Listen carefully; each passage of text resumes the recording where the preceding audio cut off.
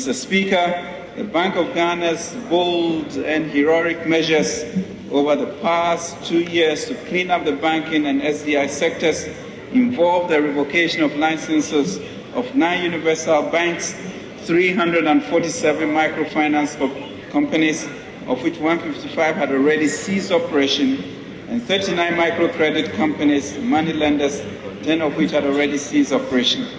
These massive failures, Mr. Speaker, brought about by several years of an unsustainable licensing regime which lowered standards for entry into the banking and SDI sectors, as well as poor supervision and enforcement from the central bank.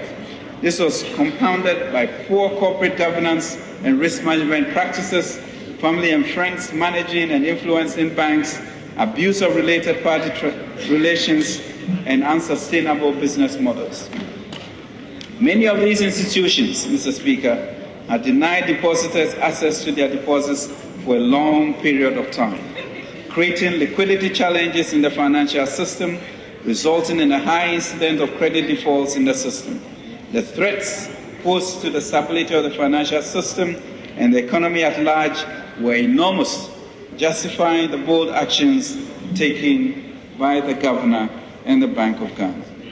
The government has demonstrated its commitment to providing timely relief to depositors whose funds were at risk as a result of the demise of the defunct banks and SDIs. The government, through a purchase and assumption program, facilitated GCB's consolidation of 2 banks. The government then set up the Consolidated Bank Ghana Limited and capitalized it with $450 million to ensure that no depositor lost their deposit.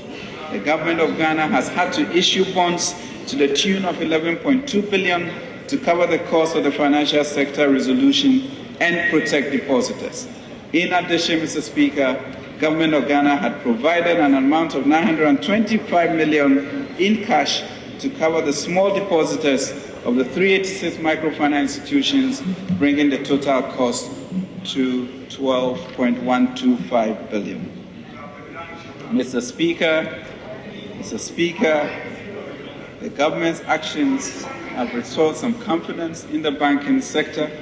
Through the government's interventions, significant deposits held by, Mr. Speaker, some 2,655,100 depositors, 1.5 million bank depositors, and 1.12 microfinance depositors have been saved, and over 3,000 jobs have also been preserved.